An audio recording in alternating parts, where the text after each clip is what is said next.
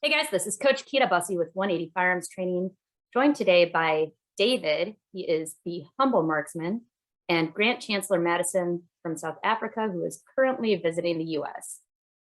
Welcome to the 180 Firearms Training podcast.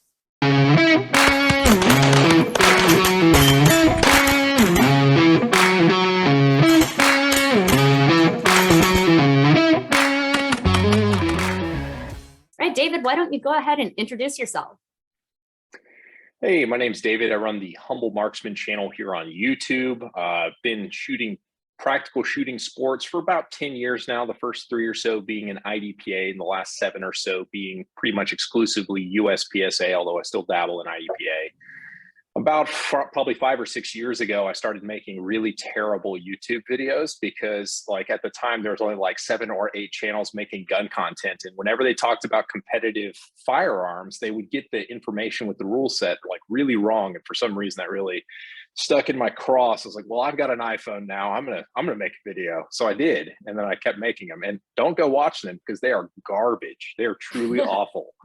But at some point I got interested in making better content, and the content got better and better. So now I would say that the desire to make good firearms related content that is kind of steeped in performance shooting and shines a light on kind of the sports of practical pistol shooting is probably as important to me as practical shooting. So as far as street cred and all that's concerned, I'm a master in production and carry optics, currently competing in open, haven't made that M bump in open yet. I'm a 2-division master in IDPA, and yeah, that's what I do. So in what way do you feel your content has improved? Well, I got actual cameras rather than just the iPhone, although the iPhones that they're making now are good enough where if you're filming all outside or next to windows, you could absolutely, with a better microphone, just use iPhones now. But back in the day when I got my iPhone 6, that was not the case. Their cameras were garbage. But using good cameras, good videography, what's really important for YouTube is sound quality. So you can get away with dodgy video if the sound is amazing. So even just a cheap $20 or $30 lavalier microphone that makes, cuts down a lot of the background noise and gives you a more focused kind of audio signal is going to help people stick around longer, because it's you're competing with basically all of the information on the internet at any point in time when you create a YouTube video. So there's kind of a minimum level of quality you need to hit in order to keep people watching. The other side is just focusing on user experience, because nobody wants to hear you just sit there and breathe and take pauses like we do conversationally. So learning how to actually present information in a way that's a little bit more engaging, you end up using a lot more of the range of your voice, speaking really high and really slow, speeding up really fast, and then kind of slowing down. Just the cadence at which you talk and deliver to video it's not a natural thing. If I did it in conversation with you naturally, you'd be like, what the heck is wrong with this guy? But if you look at it on film, it comes across way better, because people are really especially in the instant gratification marketplace, we're looking for information we want as fast as possible. So you end up having to talk really, really fast. And it's just kind of a skill you develop. It's no different than practical shooting. It takes reps and effectively practice to get good at it. So, I mean, I've made probably close to 200 bad videos, and, whatever level these ones are at, that's what the past couple years have been. So, yeah. To the Humble Marksman channel, the only gun channel on YouTube that is bringing BDE to the gun space. What's that, you ask? That stands for Big Dad Energy. You don't believe me? Believe the pants cam. Yeah, that's right. Did you take a speech class to learn that, or just from looking things up on the internet? So I don't watch any gun related videos for the most part on YouTube anymore.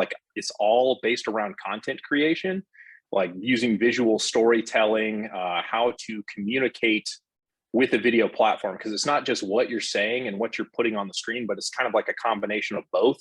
So it's communicating in 3D, if you think about what you're saying and what you're showing is 1 dimension, 2 dimension, but if you can marry the both of them together, it's kind of 3 dimensions. So it's a different way of thinking about a message and kind of how to deliver it. So the good videos you watch on YouTube that you can't look away from, those guys really, really get it. I'm not there yet, but I'm starting to figure it out. But it's something that just takes reps, especially when you have to sit down. I mean, you edit these podcasts, so you've seen how you present on camera.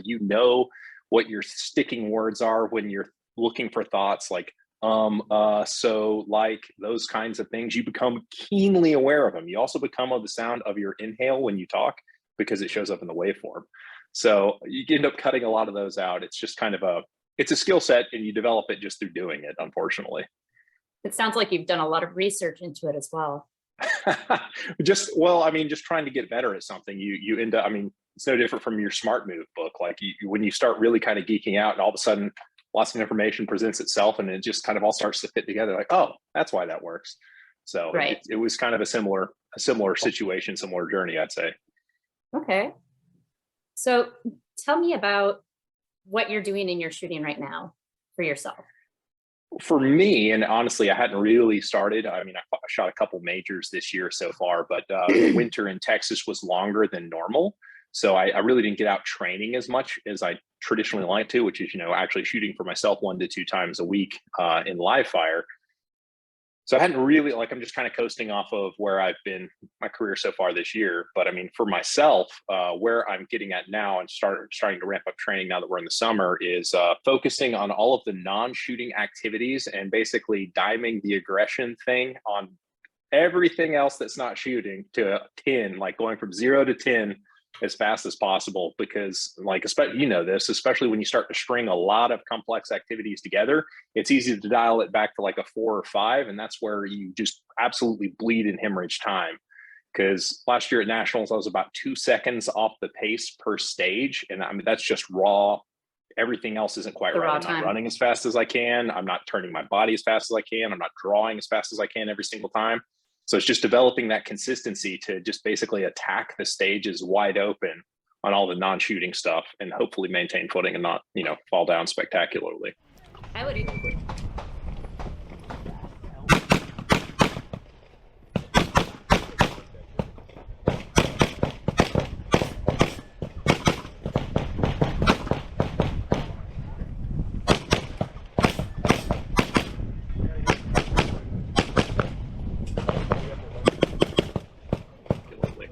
I would even add to that, not looking as fast as you can.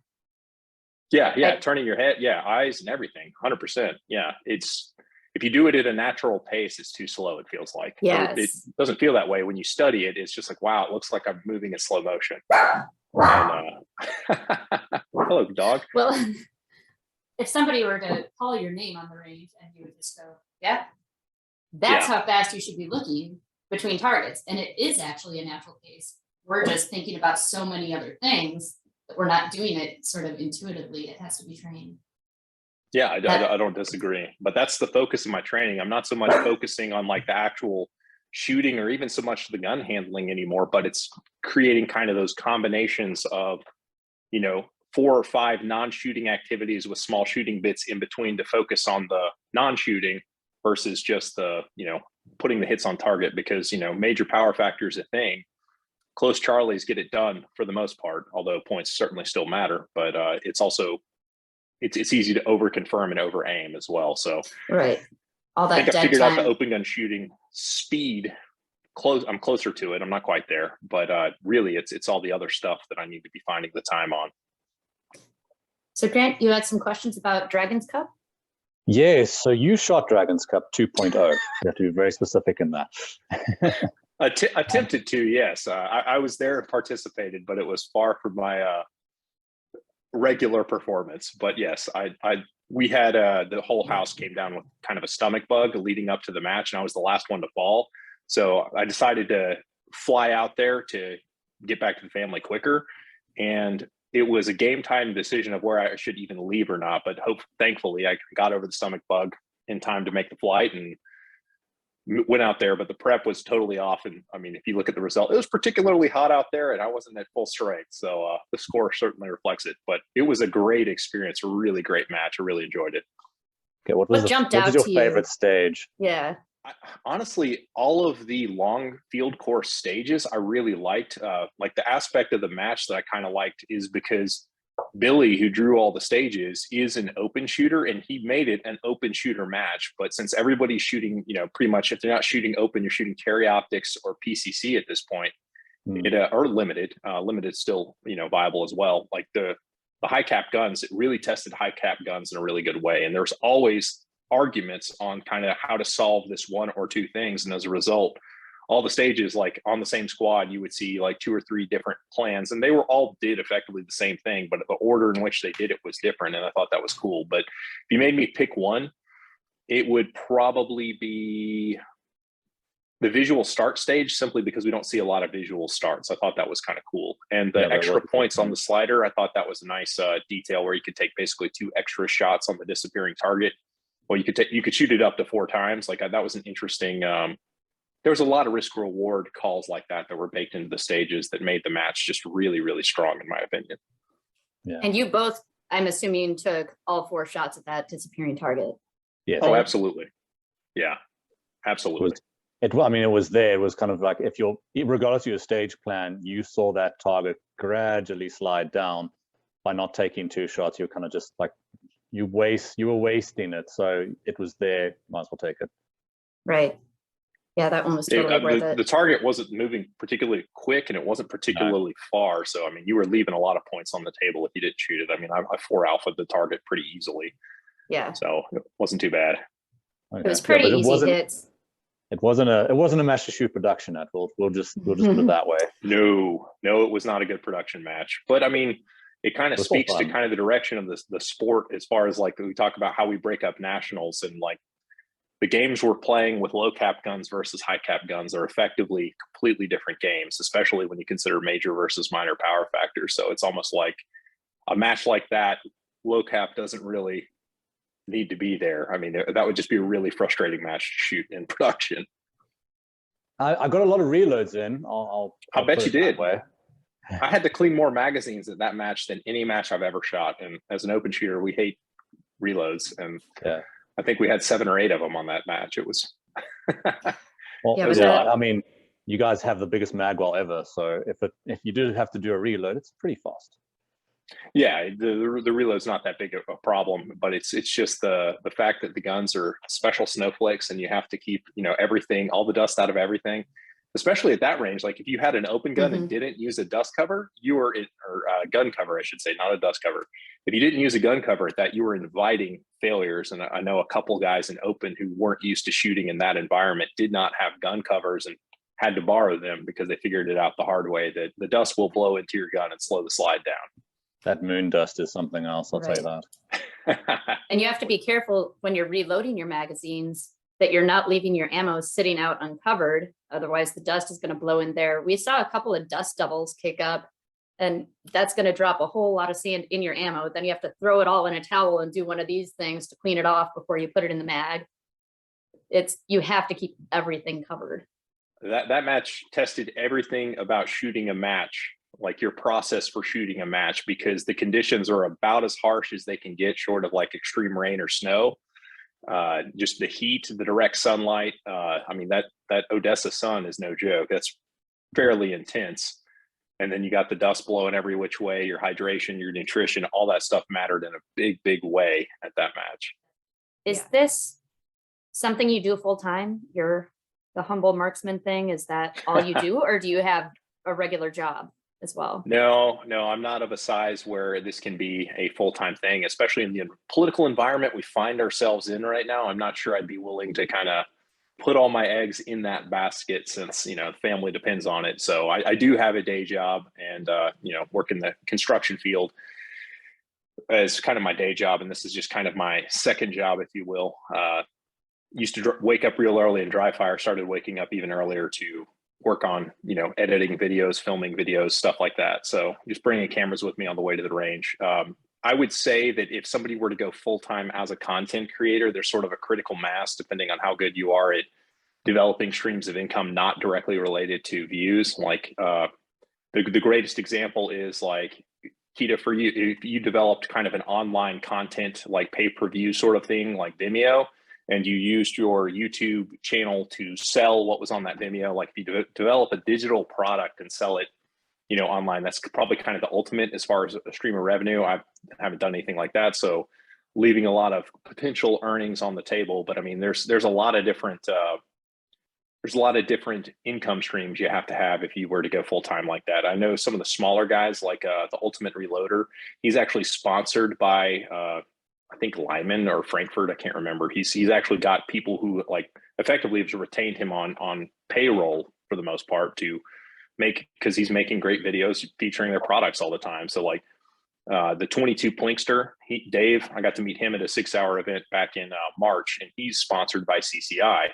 So like that's traditionally how it starts, where you kind of get launched. But I would say kind of the minimum where that would start to make sense for me is basically 3 to 4x what my current views are, assuming straight lines, but it doesn't work in straight lines. It works kind of like hockey sticks, where you start having some success and it starts accelerating faster and faster. So I would have to be probably 3 to 4x what I am now before it would even be a conversation about, totally replacing my income. What it has done is allowed me to basically, bankroll all of the shooting that I care to do. Like I've become a self-sponsored shooter through making online video content. So that's been really great. Really enjoyed that. It is very time consuming. People don't realize how much time behind the scenes goes into the producing and editing of these videos. It's probably, for every finished edited video, it's probably like 20 to 30 minutes, depending on how much is involved in that video and actual time to produce. So if a video is 10 minutes long, it probably took 200 to 300 minutes of effort to create, and some are even more than that. So it just kind of depends what you're doing. Yeah, watching your match videos, like I'm just proud of myself when I take my phone out, hand it to someone with the camera on and say, please record me. And you do quite a lot of stuff. You've got a camera that swivels and that. So basically, like, how do you manage doing your best at a match and also getting the best content at a match? The content is not my best. That is what is easy to do at a match. So I've even gotten away from using the 360 cam, except for like at club matches, because the workflow in getting a 360 cam to work is you have to set all the keyframes on kind of that raw footage. So it doesn't automatically track you. You have to go in there and it's this bubble of film. You have to set the little spotlight and move it around and like set little keyframes on the time frame. Like 1 second in, it needs to be here. At 3 seconds, it needs to be here. And that's how it kind of moves around. So at a match that's like 12 or more stages, keyframing all of that footage takes forever. Like it's not so bad when it's only 5 or 6. But when you get to like a really big match like Nationals basically broke me on wanting to use the 360 cam. I used it at Dragon's Cup, but you also see I haven't published that video yet because I'm lazy. But it's not so bad with GoPros. Like I've got a hat cam and I've got right now 2 GoPro 10s that I have on a Magic remote on my belt. So it's you in the morning, you fire them up and get the remote to connect to the other 2 cameras, turn the other 2 cameras off, leave the remote on. When I'm about 4 shooters down, I'll place the cameras downrange. And then once the guy in front of me starts to shoot, I'll power on the cameras, and that gives them kind of a minute or 2 to wake up.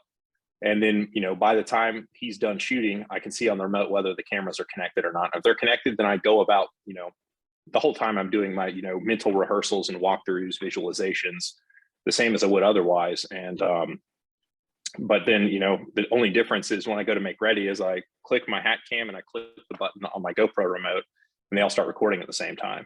And in post, they sync up based on the audio waveform. So if you use good editing software, it takes a lot of that out of there.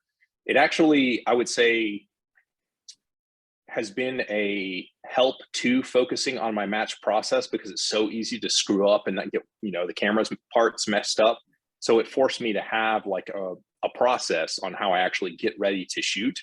And that's actually paid dividends because I'm more plugged in and tuned into what's going on with the match and what I need to be doing. So it's actually helped me in a number of ways as far as having a consistent performance, which I'm usually pretty consistent.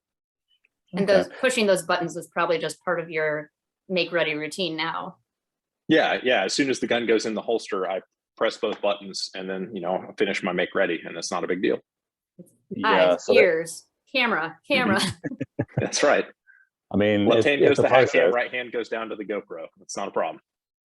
Okay, that's interesting. Because in IPSC, you don't, because I mean, USB-SA, you get a lot 5 minutes to load and make ready, right? Is that correct, Kita? I don't know. I think it's unlimited. Yeah, I don't know that there's a limit. Okay, There should 'cause, be. yeah, and IPSC, there's not actually like a specific time that you get. So like, I can't imagine, I mean, we do have an IPSC shooter who does do what you do. I mean, he'll set up a static camera and do a GoPro thing. And I just think that it's kind of a case of, well, I mean, you could either focus 100% on your match, or you could focus 50-50 on getting footage like that. I just feel like something's giving at the end. Is that true, or do you disagree with me? You kind of, it's like, the way I think about it is learning to play an instrument. Like, let's say you're learning how to play guitar, and it takes all your mental energy to learn how to play guitar, and then it becomes really difficult to learn how to sing and play guitar at the same time, because you're doing two things at once. But once you kind of figure it out and can process more of that information, it doesn't feel like a burden so much anymore. And I mean, there's times when if I feel like I am getting in a hole and need to really, really focus on the shooting, then I will, just hand a phone to somebody rather than messing around with cameras. But that's pretty rare. I've been doing it for a number of years. So did it affect my match performance initially? Absolutely, it did.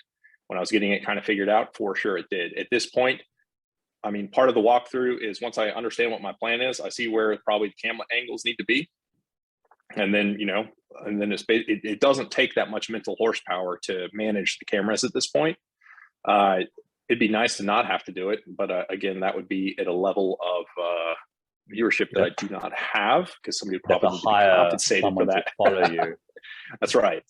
But at the same time, it's fun to think about, because, I mean, thinking about what USPSA and practical shooting in general need to do in order to kind of promote themselves and create awareness. Like, I think that probably a solution like I've come up with would be similar to making web-only content that does allow people to engage with kind of a broader audience. So it's been fun, but yeah, you're not wrong. When you're learning how to do it, it will mess you up, and you will mess up a lot of footage. But as you kind of gain fluency with it, it's not a big deal.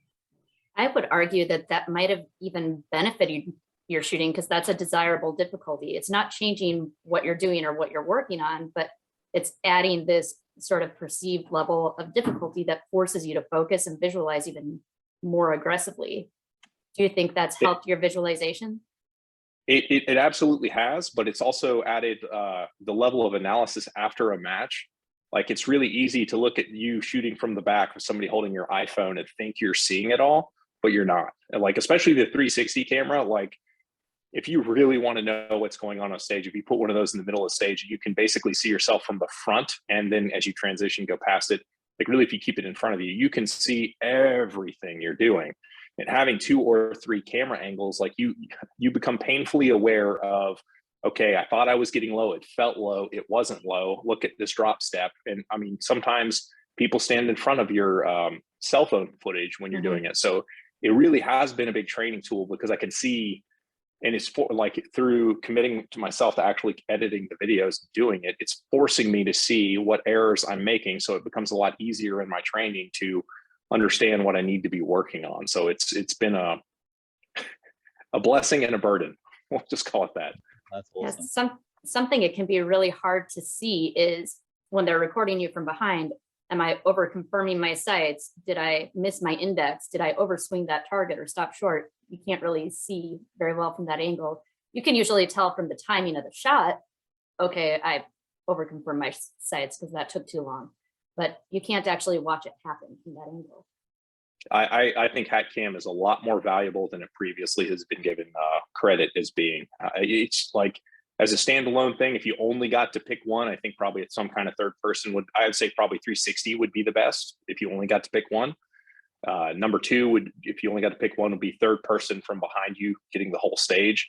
But a close 3 would be the hat cam, simply because shooting is so much a part of what we do. And exactly to your point, in understanding how much hesitancy you have on your sights, and understanding what you saw. Like, when you shoot a mic, you're like, okay, what was I doing when I shot the mic? Because you can't see the dot through the hat cam, but you can see the puff of dust pop up on the berm behind where the target was. So it becomes very easy to confirm where the dot came down versus what you thought you saw on the dot versus where the dot actually came down, based around where the bullet impacted the berm behind it. Because I was like, that should have been a double. I've talked myself out of doubles reviewing footage on my hat cam. I'm like, nope, hit over the left shoulder. It did not come down where I thought it did. So yeah, and you can see vertically where the gun is. So you can see, oh, I pulled the trigger with my whole arm or whatever instead of just this. So I'm pushing the gun down, or I didn't wait for it to come back down out of recoil, or I pushed it down out of recoil too aggressively. Whatever. Or shifting on or off targets, so like getting on the trigger too fast or swinging the gun off the target too soon. That's been probably the most common sources of my mics not respecting the target quite long enough. So sometimes it's not enough hesitation is the problem. So well, that's an independent timing issue, isn't that? No, yeah, exactly. That is actually that vision training thing that I talked about, Grant, in the Train Smart class. So the elite athletes who have to aim, like the Tiger Woods, the Michael Jordans of the world. Oh, the smaller circle. Yes. Yeah. So they keep their eyes still on their spot longer, which seems counterintuitive. You would think, oh, well, they're off it faster than me. Well, your eyes are jumping around between multiple focal points. Their eyes go to one, maybe two focal points, and that's it, while yours are still jumping all over the place. So their eyes are more still and they stay there longer because they're using that whole time just to look at one spot, where you're trying to get your eyes to be still and then already thinking ahead to the next target because you feel like you should be faster than what's happening. Like, I should already be on that target by now. Why am I not there yet? And then your eyes start going there. Going by feeling is probably the worst thing you can do in this game. Yeah. Your feelings will lie to you. Absolutely. So, like, one of the things I also want to talk about with you is obviously you need to shoot and practice. And I'm assuming you're probably doing quite a lot of that, especially going into the on season now.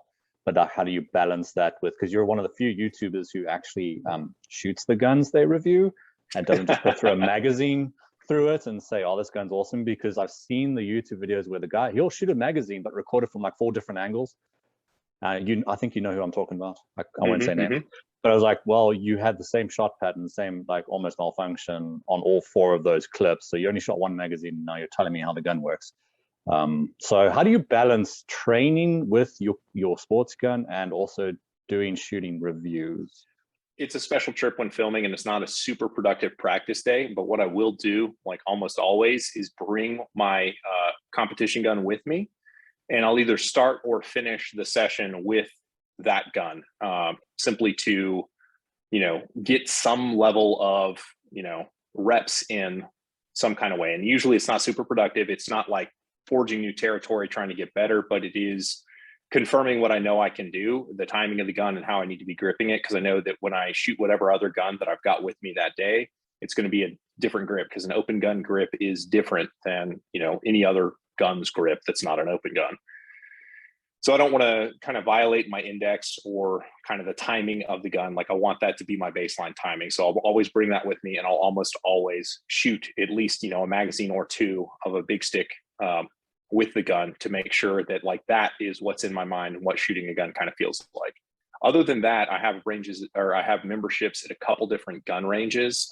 One is the better one for filming at, is kind of 50 minutes or so out of the way. So that is a special trip that is basically purely for filming. The other one basically has hunter's hours where you can let yourself in. It's basically sun up to sundown. So I'll actually, I won't dry fire those days. I will go to the range at depends on the time of the year when sunrise is. But I mean, during the peak of the Texas summer, I'll be getting there at 6:15, or I'll getting there in the dark and setting up at 6, so that when the sun is up and it's legal to shoot, I will start shooting at 6:15 in the morning. Then I'll go change clothes in the bathroom and go to work, because my work is only about 15 minutes from that club. So that's a very ideal situation that I'm very fortunate to have.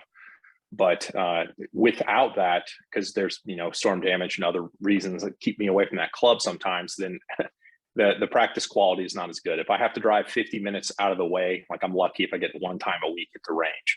If I didn't have access to that other gun club, it would be significantly more difficult.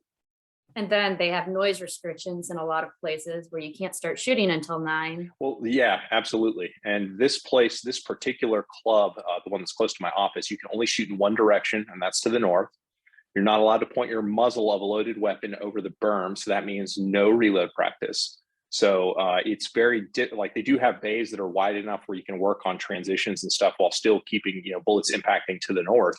You can, you know, get most of the practical shooting stuff in. They've got nice grass terrain, so it's nice to run around on and stuff like that. So they've got a good facility, but you kind of have to work within the constraints of what they have on offer. Well, it's great they open so early and let you just shoot, you know, whenever you need to.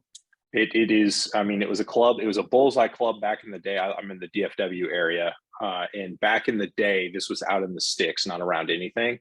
When they first opened it, when bullseye was kind of the, that was practical shooting back in the day. So that the whole range was built around their bullseye range. But what's funny now is there's like, I don't know, 10 or 15 guys who shoot bullseye now at all. And all the practical shooters are basically like, they had 5 practical bays. Then they had a silhouette range. Nobody shoots silhouette, so it became basically a huge 100-yard practical bay. They dropped 2 more bays in behind it, so everybody's kind of shooting in the same direction. Oh no! But the pistol shooter, and you can't shoot rifle either. There, the only rifle you can shoot is rimfire. Okay. So it's a unique kind of situation. We're really lucky to have it, and they guard the range jealously to make sure that bullets don't leave it. Yeah, well, they should. Yeah, absolutely. But it'd also be nice to get all the bullseye guys off the board and get some new thinking in there, because you can imagine the type of person who really prizes bullseye shooting and like what their perception of what, you know, how you should be interacting with guns. Yeah. So we got plenty of those guys. I'll probably, you know, look for volunteers to help start replacing board members in the not too distant future. So that day is coming. So that, I guess that is one thing. If you're really switched on, really enjoying shooting, and you've got the bandwidth to where you can be on the board at your gun club, like we need people who are practical shooters on gun club boards. Yeah, absolutely need it. You don't lose their mind when they see someone running around with a gun in their hand. Absolutely. Well, like a good example is, rather than training, focusing on training, like positive prevention of like risk management, those guys, like the bullseye shooter types, just want to make rules and enforce rules and get nasty with people. Like a good example is at that gun club I'm mentioning, like they're trying to pass bylaws so you can't film at that range anymore, which is comical, because if you go on social media, I promise you've seen content come from this range where they're trying to stop filming for it. So rather than like creating a badge program where like, okay, if you want to do that, then you need to be aware of these things about the content that we want, you know, people to make at our range, and kind of really informing kind of what the rules are, since it is outward facing and anybody can kind of find it. Rather than doing that, they're just going to like, no, absolutely not. We're going to shut down the filming. And it's just like an already aging population is trying to tell the increasing demographic coming into the club how they need to interact on the range, rather than using the opportunity. Like maybe if there was a content creator who knows how to make instructional videos, to maybe create an online badge system where you could just watch the video, answer some questions, get an endorsement for your membership to where you can make that. You could manage risk proactively rather than reactively, which is what they're trying to do. And that is very much a hallmark of, I would say, that generation. So I look forward to new leadership stepping into gun clubs across America. Now, the content that you're creating, we've talked about a couple things. One is that you're test firing guns and basically doing gun reviews on different types. The other is your match shooting. What other categories are you putting out content on? I'd like to do more, but a lot of times it's answering questions that I have about different techniques, like finger over the guard for recoil control. Do thumb rests actually work? Just a lot of times what makes a good piece of content is if you have a question that you legitimately don't know the answer to, and you're able to tell a story in a compelling way about how you answered that question. So actually I'm working through a couple different, like the thumb rest one is one that I'm editing right now. It'll be out in a few weeks on the channel.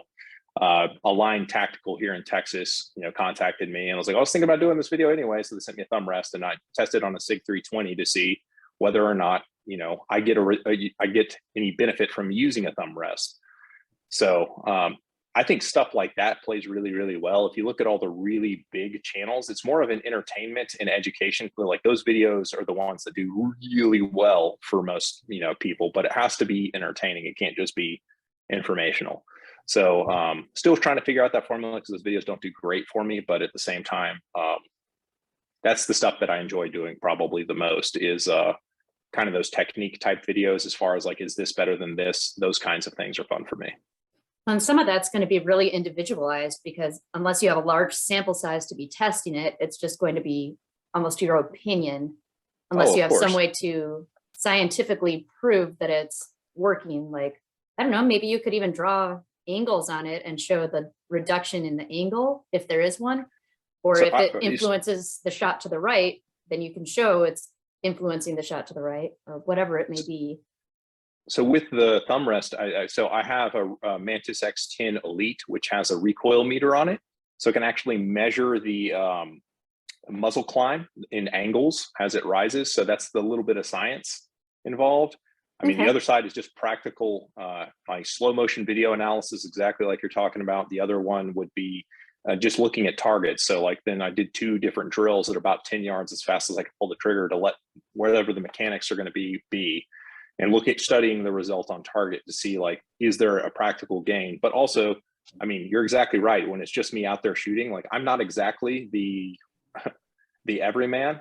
Like, you plug this into the hand of anybody else, their results are going to be totally different. Yeah. Yeah.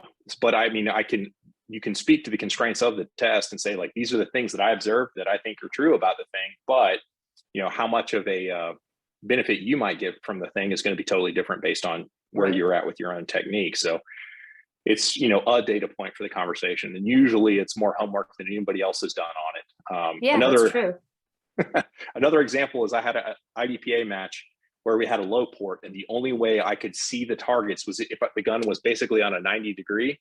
And I never really shot my dot. And I was thinking about that as I was doing it, like, sure hope this winds up where I'm pointing. So like, that's another video. How far was the target? Oh, not far. It's only like 12 yards. So it wasn't that bad, but it in IDPA, when you're dropping a second per point, like, it hurts badly. And there were 4 shots that had to be taken from there. So like, that's another video I'm working on where, like, what is the effect of, like, I use my open gun, a carry optics gun, and an iron sighted gun. So I tested at 5, 10, and 20 yards of, like, canting the gun on a 45 and then a 90. And what effect does it have? And how does it correlate to the point of aim? So that video is not all that interesting. So it's going to be a much shorter video, just to kind of, this is the data point, here you go. I think that's interesting. Yeah, the nerdy science is really interesting. I call it bro science, is what I call it. Bro science. We saw that. We looked at your Patreon earlier today. Yeah. So it's all, it's fun. Just, you know, patrons will actually ask for videos like, the Parker Mountain Machine SIG 365, like, does it work better than the 365 XL Spectre comp that they did? The really interesting gun that has an integrally compensated slide with a shorter barrel, which to my knowledge has never been done before. So it's like, does it work as well as what's believed to be the best in the field? Like, well, the answer is no, it doesn't really. The regular comp works a little bit better, but it's a shades of gray difference to the point where it's as effective, but it's going to be, you know, more reliable, because it's not like the softer shooting 115 loads aren't going to potentially choke the gun, because on my gun with the PMM, I could induce limp wristing failure with softer range loads, because there's just not enough energy on the round to make the gun, you know, spit out the case. Like, the slide wouldn't lock back in my specific instance. They didn't like that. They fired back on their Instagram page with their own, but yeah, well, it works for us. Like, yeah, well, it didn't work for me. I got a video on it too. For me, kind of thing. Yeah. I mean, there's work. I mean, yeah, how do you deal with that? Because, okay, so I'm assuming, maybe I shouldn't assume, I'll just ask you, do gun companies send you a firearm to review? They do. Some of them do. Some, like Sig Sauer is a great example of a company that's been a great partner with me. They've helped me out with, you know, T&E guns that I can make content with, because that's obviously the single largest expense on making any gun related video. But a lot of companies don't. And I mean, some companies have sent me T&E guns, and I haven't given them the most kind of glowing review. So you really do have to have done your homework and have a product that you're like, there's nothing he can really say about this that's going to be all that damning to it. But at the same time, sometimes it's better that I have to buy the guns myself. Like Taurus is a good example. Like, I've not had great luck with Taurus firearms. I've got 4 of them now. 2 of them have had warranty service done on them. And a lot of people have had great results with them, but I've had 2 issues with how the barrels are made and I'm waiting on the fourth gun to have its warranty work done. Like they're going to send me a new barrel for it because the barrel that came with it won't stabilize projectiles. They all tumble. Was And I that tried, within like, the 5 first? different loads. Was that within the first 2 years of production of the firearm? This is I mean, I'll tell you the gun. It's the TX22, which is wildly popular. A lot of people have had good results with it, where I feel like I'm just winning the bad gun lottery with this brand because I've had 2 guns that have had barrel issues. G3C, which is also a wildly popular gun. The chamber wasn't cut right, so it was causing extraction issues that caused like stovepipe failures like all the time. And I mean, that's one of the controversial videos are generally the ones that do better. So that one I've got probably I don't know 60% likes when usually that number is like 97%. So like a lot of people got upset due to the fact that I got a lemon. But I mean, it's important too. Like data points on failure are as important as the data points that reinforce kind of your opinion on why you bought the thing in the first place. Exactly. Well, anyone does a glowing review on Taurus is immediately suspect. So in fairness to Taurus, the GX4 is a brilliant little gun. But I mean, I've got another buddy who actually is a professional gun writer, and his barrel was cut incorrectly to where there was no chamber support, like all the way around. It's probably the most gross. The gun worked, but at the same time, like you're one bad piece of brass away from that gun detonating. And they sent him a new barrel for that one too. Well, I like that you give honest reviews and give your honest opinion, and you're not being bought or told what to say and do. So if there weren't any bad reviews, nobody would want to listen to you anyway, because you're not telling the truth. Your credibility is really all you have to sell on kind of the information marketplace. So, I mean, if you don't call balls and strikes fairly, I mean, people will get wise to it. And we all have probably seen a bazillion videos on YouTube of like, it's the best thing ever. Like, that's the other thing is like, there are marketing groups that, what's it called? I forget the name of it. Is it Cerberus or something like that? Hydra, I can't remember. It's some like a Greek sounding name, but it is a marketing group. Leviathan, that's what it is. Leviathan Tribe is a band of influencers that are basically like these brands. Like Ruger has done this recently where they launched the Max 9 pistol, and all of a sudden, like on launch day, you see everybody shooting the Max 9 all at the same time, and they have nothing but good things to say about it. Yeah. Right. I mean, Colleen Noir was retained as the like face of that campaign, and he was in their marketing material on their website. So I was like, okay, well, Colleen Noir will give me information about this gun, but it will not be a review of this gun. It is purely information because effectively it's paid for by Ruger. So I'm not cool enough where anybody wants to pay me for my opinion. I don't know that I would necessarily even go for it, but you know, that kind of stuff is out there specifically through the Leviathan tribe. But I mean, there's a place for it because a lot of products couldn't get launched without that kind of like, there's upsides to it too. Like as the information consumer is kind of bad because you're getting basically all the same information from a bunch of different places and not true independent views. But at the same time, you know, small companies can launch leveraging other people's social networks. So that's kind of cool. Yeah, but at the end of the day, I find it like, sorry, I find it so boring that these other YouTubers, like it's literally, they'll stand in a field, shoot at the same targets they've shot at for like 20 years. And that's a review. And it just isn't. I don't want to hear about how long the barrel is and what the trigger feels like. How does the gun work in a practical manner? Or how, if it's a sports gun, how does that gun run in the sports field? Not, oh, well, you know, I hit the little popper out there at 75 yards that I've shot at, you know, every day. It's great, good gun, go buy it, now pay me.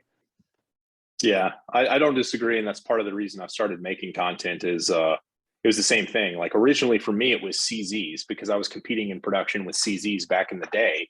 And there really wasn't great information. Like the CZ is one of the most amazing production guns you can shoot, but it has its quirks and issues that only show up if you shoot the gun enough to actually break the things, and they will break if you shoot them enough. So like speaking to what those maintenance preventive measures are and how you can actually, like, for me, it was how you actually improve the things. Although I'm kind of over polishing on guns at this point. I just like, they don't come that way out of the box. It's just, it's the way it is from now on. Like it's as good enough. That's the way it was meant to be. That's the way it is for me. So, but yeah, the CZs was where I got started. I think it lends you a lot more credibility to your firearm reviews that the gun companies aren't typically sending you a firearm and you are going out and getting it yourself, because then it's an unbiased opinion just your personal experience, what your evaluation is, and it's not tainted by the, like in the viewer's mind, it's not tainted by the fact that the company sent it to you. For sure. But I mean, at the same time, as long as you're being honest, I think it's actually better. Like there are some people like I've met in the space, like the guys over at TFB TV, people send them stuff all the time because they have to, because they're an absolute giant in the space. And those guys, their writers, like intentionally go out of their way to try and find fault with it and break it. So like, they're not thinking about like, this is my thing that I'm going to treasure. They're like, this is mine now. I'm just going to break it because I don't need another one of these around. Like, what is the limit of this thing? So they do a really good job at that. The other thing that not everyone's aware of is if somebody actually does send you something you get to keep, you have to disclose that per the FCC. On YouTube, there's a little button you have to click that says paid promotion is included in this video.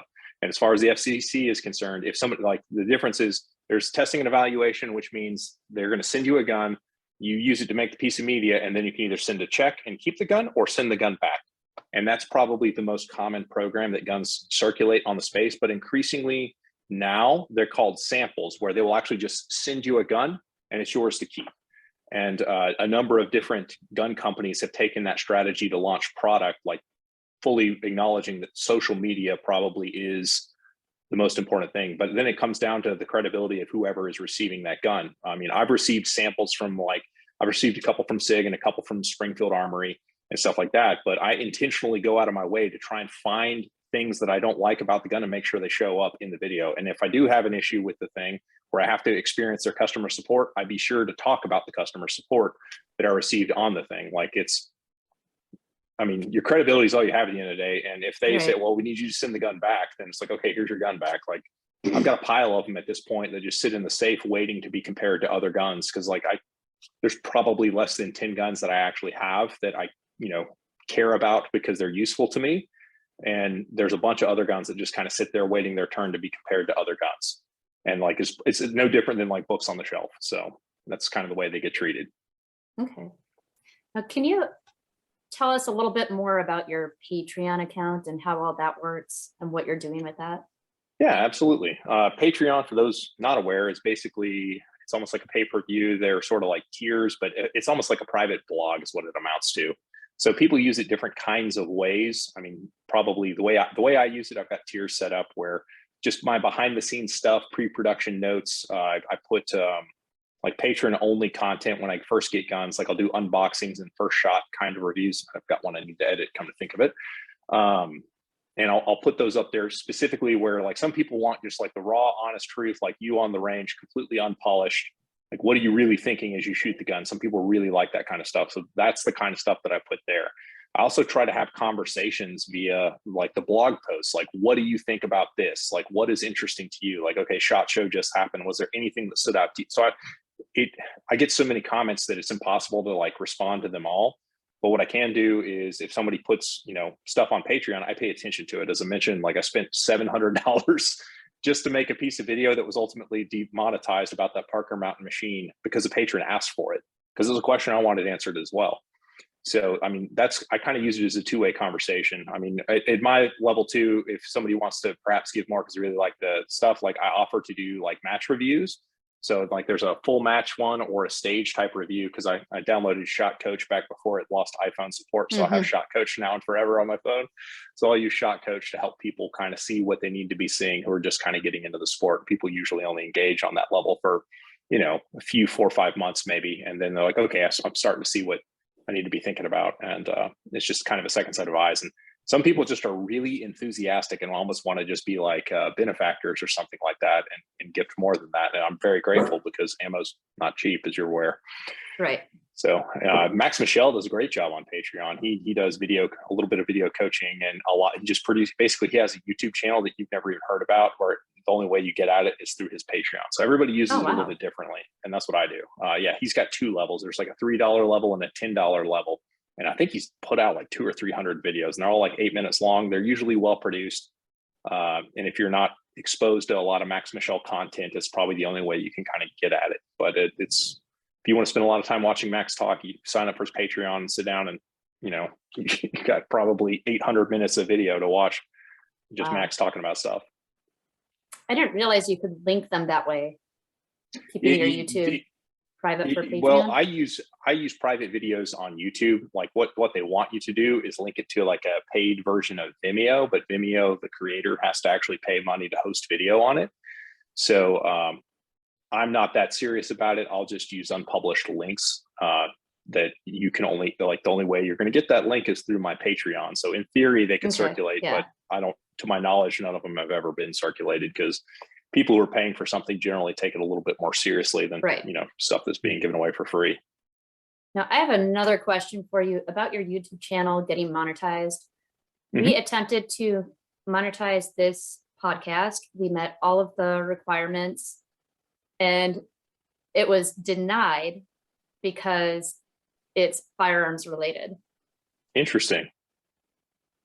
We don't sell guns. We don't sell ammo. We don't teach people how to reload, which is another thing listed on there. Right. So we weren't breaking any of those community guidelines, but the monetization was denied. I'm surprised. They've actually, like, it seems like it only goes one way for the most part, but the most recent rule change to the terms of service kind of went this way just a little. And I was really surprised to see that, but they're trying to become more transparent with how long ago was it when you applied for monetization, out of curiosity? Maybe a month ago. A month ago, that recently. I'm very surprised to hear that. I just started this podcast not that long ago, so I had to wait till I had the 4,000 hours of viewing plus. Right. And I already had enough subscribers. So there are all these criteria you have to meet and have no community guideline strikes, which I did not. So after I finally got that 4,000 hours of viewing, went apply for monetization, and they said, firearms, no. I'm really surprised to hear that. I've had an easier and easier, like traditionally, when I upload a video on YouTube, you have to get a manual review. Like almost everything I'd been uploading had been demonetized initially and it had to be manually reviewed. Within the past month or so, I've actually had videos that were clearly not breaking their rules stay monetized, which is surprising because that hasn't happened for literally years. And I'm really surprised to hear that because I've got a bro who works at Google and gave me kind of the download on what their, what do they call it? Content moderation 2.0 or something like that. He gave me kind of the criteria which firearms are judged beyond just kind of the little bullet points. Like he read to me the stuff that the actual manual reviewers are actually having to read. And as long as you're not promoting gun companies and doing anything that is like the problem, where I get into trouble is like nationals and area matches where they have firearms banners everywhere. That gets construed as promoting the sales of guns, like gun manufacturers. My like area 4 videos last year were demonetized and all my nationals videos were demonetized. And the only difference is the prevalence of banners in the video, which whatever. So our Da Vinci banner that we put up on the podcast sometimes is probably the reason. Yeah. Da Vinci machining. If they're making guns, yes. But with a name like Da Vinci machining, like there's a picture of a PCC. In the logo. You were, since these are pre-recorded, sorry to blow that for the listening community, since these are like one thing you cannot do on YouTube live streams is show guns. And that's specifically because people have like started YouTube lives and committed suicide with guns. So that's why you're not allowed to do it. It's not like an anti-gun thing. It's just like they drop the hammer on anybody showing guns on streams because they don't want anybody doing that.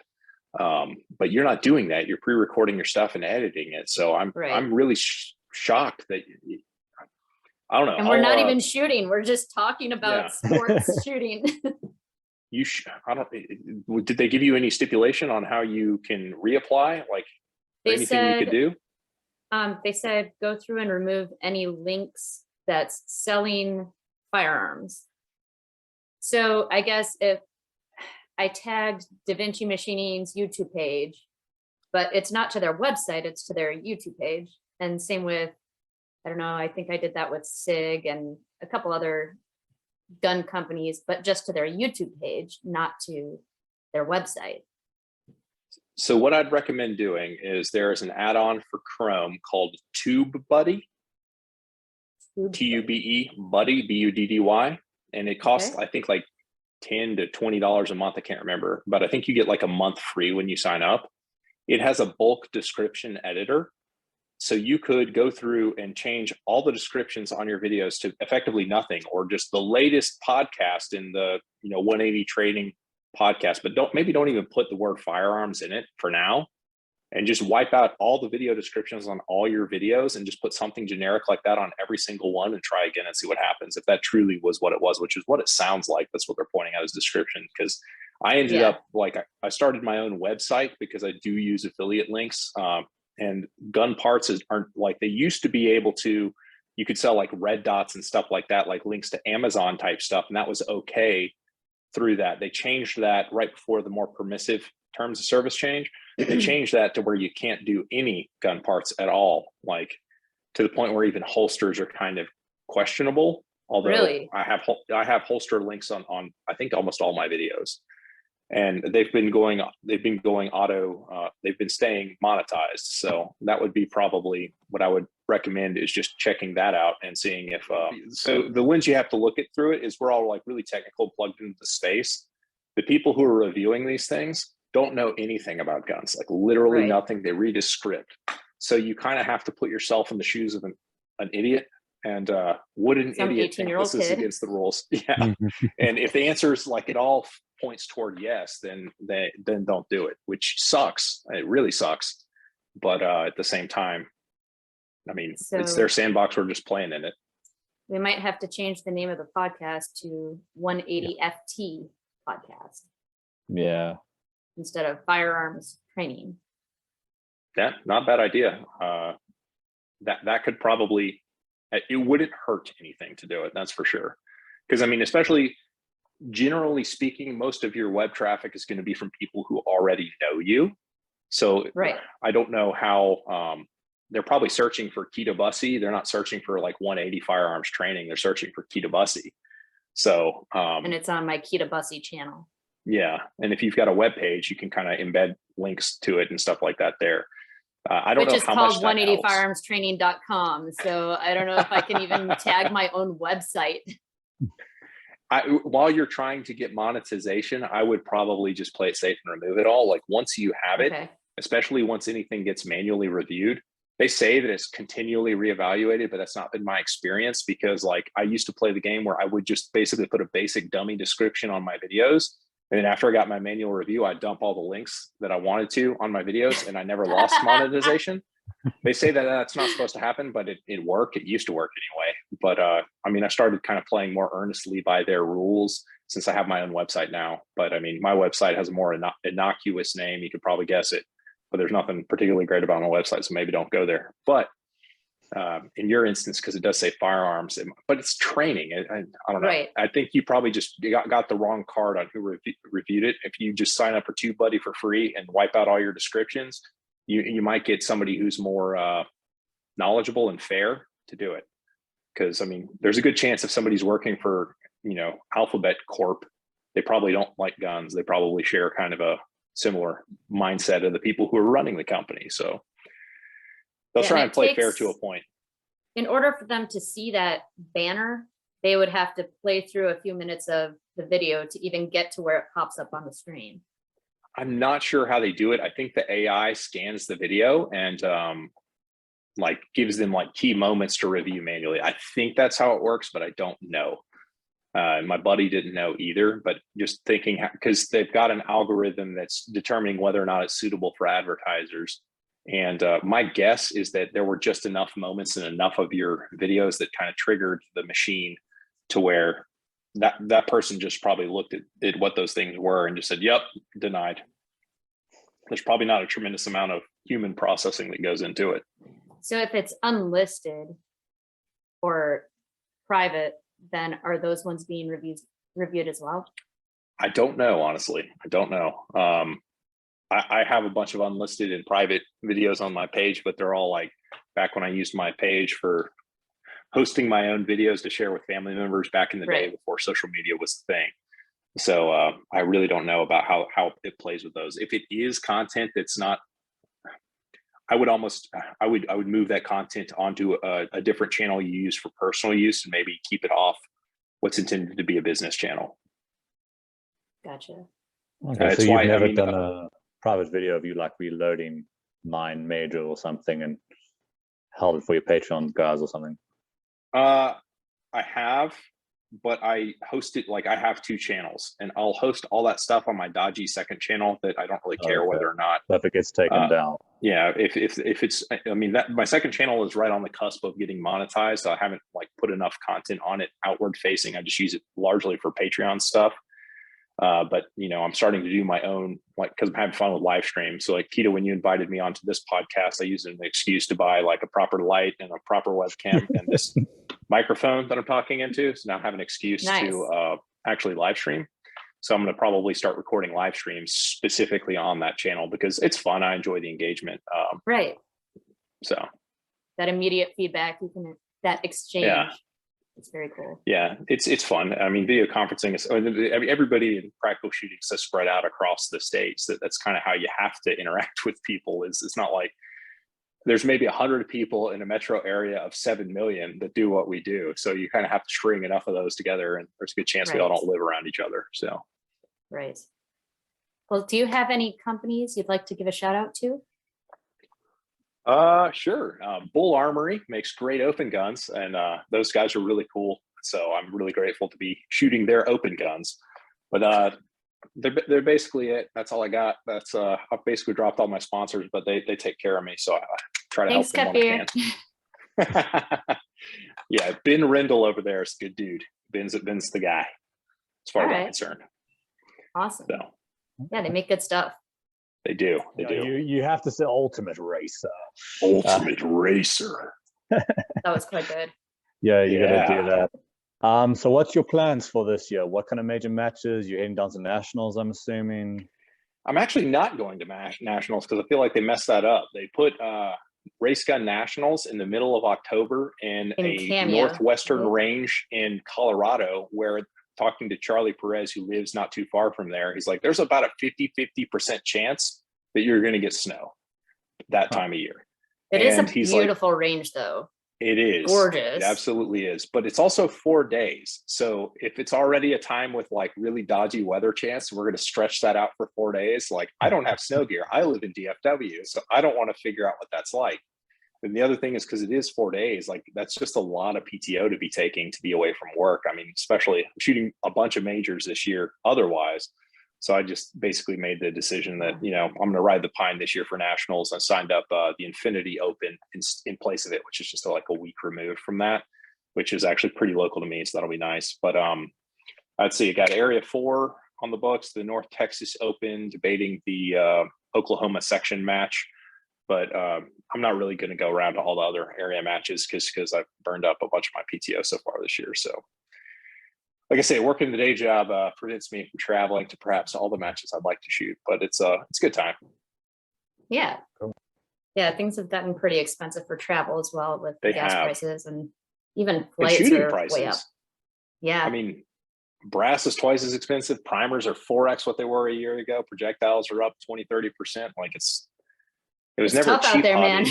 man. Yeah, but it's getting more and more expensive. So you really have to be smart with how you spend your money and for your entertainment dollars. But yeah, to your point, gas prices are getting absurd. In Texas, where we have really low gas prices, I saw on the way home this morning, it's $4.70 a gallon, which is crazy. I've never seen it that high. So I just booked a flight from Minneapolis to Pennsylvania to a range that I frequent. Usually it's about $100 for that flight. $1,500. Why? Jet fuel's more, I'm sure, but it's not 15x. Not that much more. Yeah. Good grief. Wow. Yeah, I've never seen prices like that on that flight. And I make that trip maybe 3 times a year. That's I have noticed airfares going up. I mean, that's one thing I have noticed about all this, you know, traveling for real work and traveling for the channel is that, I mean, everything a year ago that would have been like a $200 ticket is now like a $350 ticket is what I've seen. So I imagine you're experiencing that a lot on your side being a traveling coach. Yeah. So. Yeah, absolutely. Unfortunately, I think I'm going to have to bump up the price of my class a little bit just to cover the additional travel expenses. Yeah, it's a real deal. I mean, I understand. We're all kind of living through it right now, unfortunately. Right. Well, you heard it here first. Sign up for Keto's class sooner rather than later to get a cheaper price. Get the absolute best prices for the Keto Busse class. Sign up today. Pretty much, yeah. It's changing now. Effective immediately.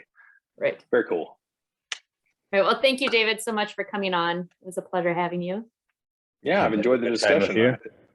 Happy Yeah. to help you in any way I can on trying to get monetization. I'll take a look at your channel. Figure something Trust out. me, I will be sending questions as I wade my way through all this. Absolutely. Yeah, make it as innocuous as possible. I'll probably be doing a video in the future on what it's like to be a gun channel on YouTube, because I feel like that kind of stuff doesn't really get talked about, and people are probably curious. Yeah, that was the biggest thing I actually wanted to ask you about coming on here.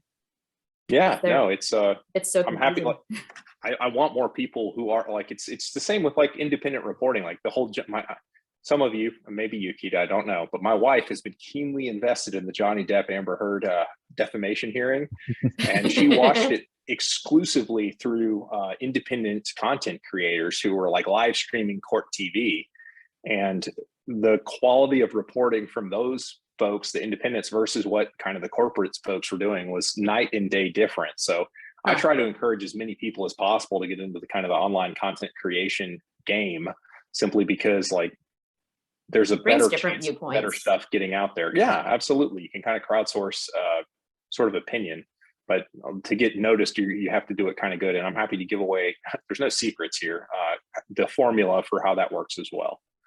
Awesome. Yeah, that would be great. I'll definitely be sending you some questions. Sounds good. Awesome. Well, I've enjoyed the chat, guys. Thanks for having me. Yeah, thank you so much. Awesome. Cheerio. Yeah, cheerio. Oh, cheerio. We're supposed to say cheerio. Toodaloo.